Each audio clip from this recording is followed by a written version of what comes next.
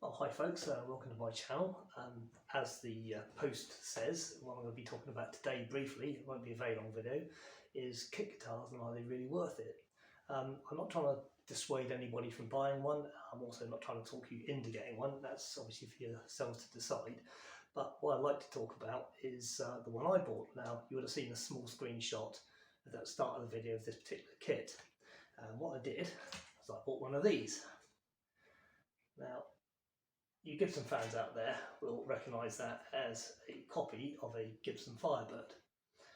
The reason I chose this one is, well, I'm a Gibson fan. I love the Firebird. The scale length's a little bit different, it's a bit quirky for some, but there's not many manufacturers do copies of these. I think it's probably only Epiphone, which is obviously owned by Gibson, that do one. If you wanted a Stratocaster or Gibson LP, there's 1,001 manufacturers out there making some pretty good copies of those, and some bad ones as well, but that's for another video. But what I want to do is just tell you about the specs on this, and the good things about it, and some of the really not so good things I found with this particular kit. So also, if anybody out there is also bought a kit, looking to buy a kit, please put in the comments if you've had any findings about them. Just to help other people really, and that's what these videos are going to be all about, is really just giving information that hopefully will be, one, interesting, and two, helpful to people out there. Okay, so first off, what do you get in the kit? Pretty much everything you need to build the guitar as it is, including, it came with a couple of cheap little tools and a guitar lead. It came with some strings as well, which were pretty appalling, but it did at least allow to get the guitar together and try it before you put strings of your own choice on. Okay, the specs on this were pretty good really. It's a maple neck, very, very nice and smooth. There is a scarf joint just at the top here, which you often find on sort of lower end guitars, but that's not a bad thing if it's well done, and this one is well done. It's nicely binded along the edge of the neck. There were no sharp edges on the frets at all, and you can find sharp edges on a lot of budget guitars. And also fret heights were quite good on this. I don't think I had to do any real dress fretting on this at all. Sorry, fret dressing, put teeth in.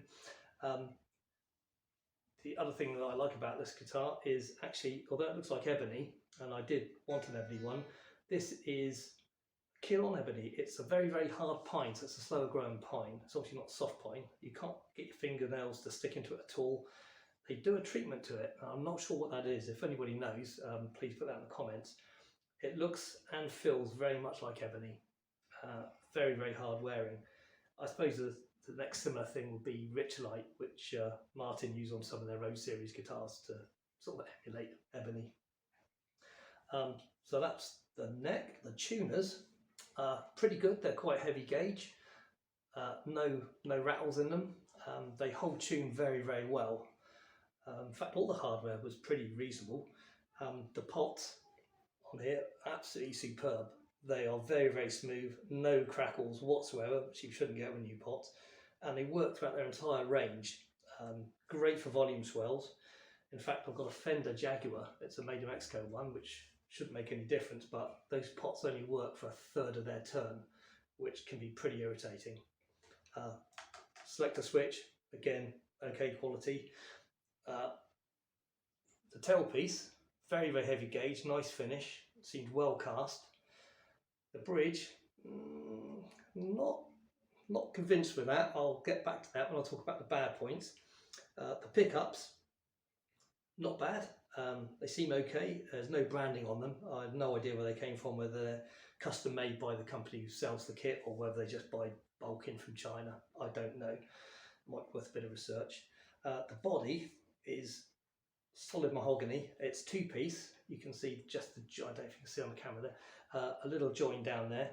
The original Firebird obviously is, it's layered, and it's a whole one-piece neck all through the whole body of the guitar. And obviously they can't do that on a kit. It'd make them far too expensive, and it wouldn't be a kit because it will be together already. But the body was well machined. The finish on it, obviously, it was just plain wood. I didn't have to do much sanding in preparation of doing anything to it. Jack socket was okay, works fine. It also came with guitar holders here, the strap holders. and very, very long screws and a nice little gasket piece here for the plate. So overall, I think the hardware was pretty good and good value. This kit I think came in when I got it at about £160. It was a present, so it cost me nothing, so even a bigger bonus.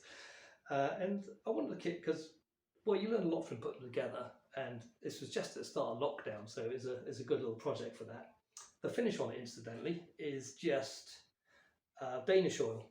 I just put a few layers out on it to protect the wood, and then a wax, and that's what I did to the back as well. One layer of Danish oil, then some wax. I want to see the grain in this because it's such a nice finish on there. And also being locked down, couldn't get any other paint finishes anyway, not locally. This little emblem didn't come with it. I got that from eBay for a few quid. I think that's probably, they don't supply it to get around copyrights really, which is fair enough. Okay, now over to the bad points about this kit. Firstly, starting with the neck. It comes with a truss rod fitted, and it said in the instructions, which I couldn't find otherwise I've shown you what they look like. They were very good instructions. Was the truss rod fitted? They said it shouldn't need any adjustment because it's done in the factory, and that's just as well. It's okay because just about the right amount of relief that I like, because I can't budge it. Whatever I do, I'm just scared of breaking the neck. I can't shift it, so that's a bit of a no-no. Next bad point with this, actually I'm going to shift from the neck. I'm going to talk about the loom. These looms, for a lot of models now, they come with little connectors, so there's no soldering required, which is pretty good because obviously beginners or people who don't have soldering kits, soldering irons, etc., can put these together really quickly, and you can also swap parts out quite quickly as well. But it had a major fault on it. It just didn't work. I put it all together, it just did not work at all.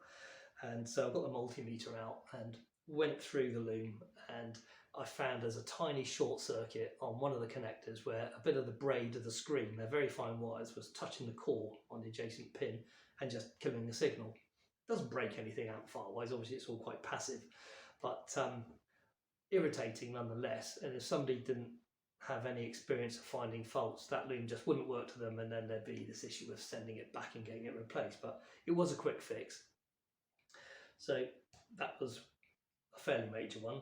The next major one was the fit between the neck and the body. Now the joints are very good. I don't know if you can see, there's no gaps. There's a really nice snug fit in there, but I think the body was over routed because the neck was set too low. Either that or the neck was over routed to set it too low, making the action on this awful. I could play it and it sounded okay, but there was not enough adjustment on this bridge here to actually get the setup correctly.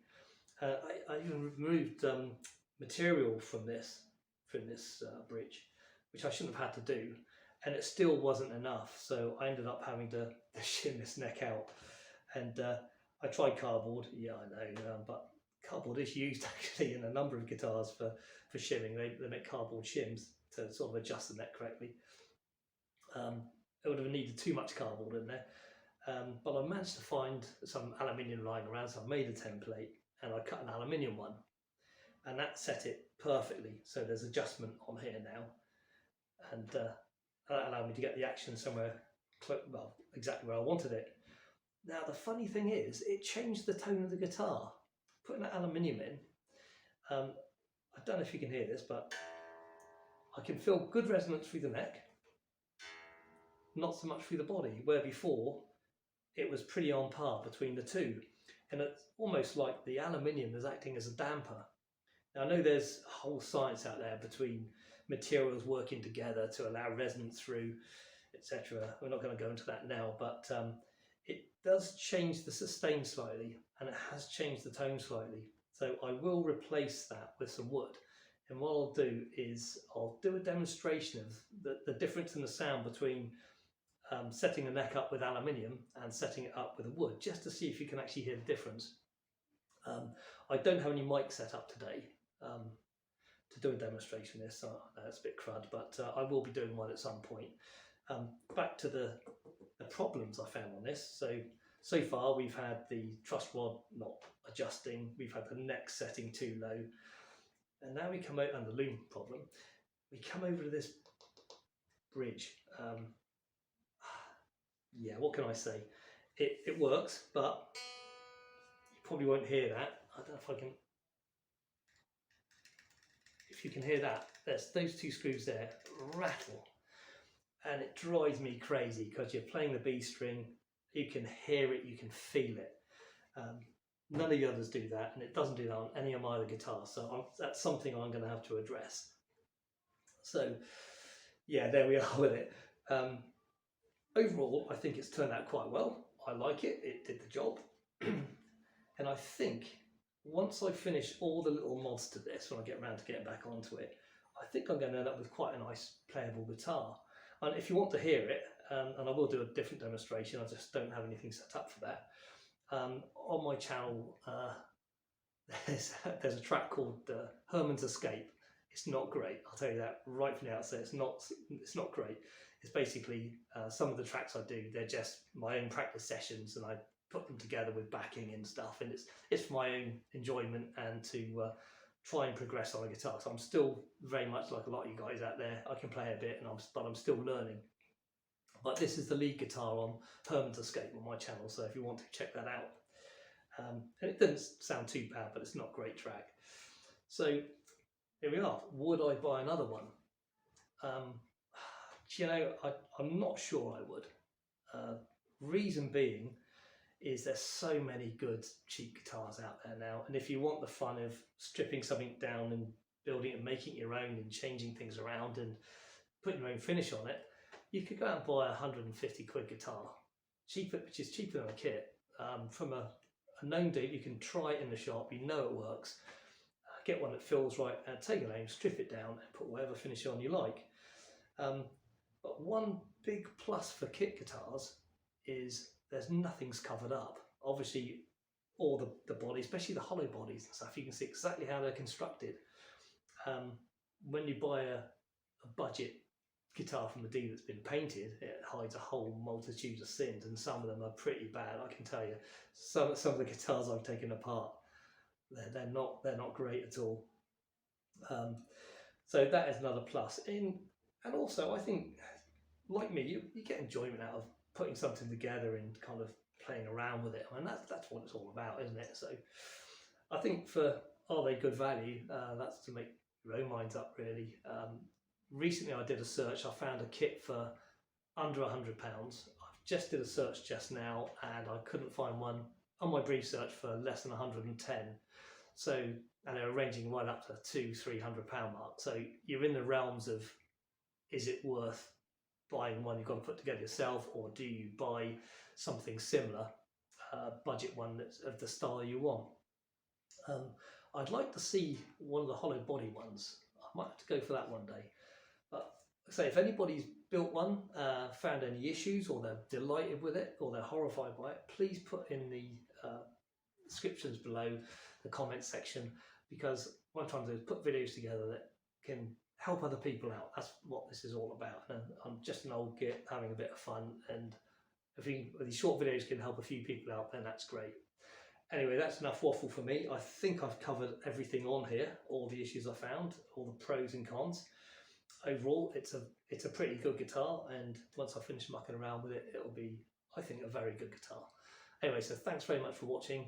Please subscribe so I can keep you updated with any other videos I'm doing. I've got a whole plan and various ones that I hope will prove interesting and useful to you. So thanks very much, and I'll catch up soon. Cheers.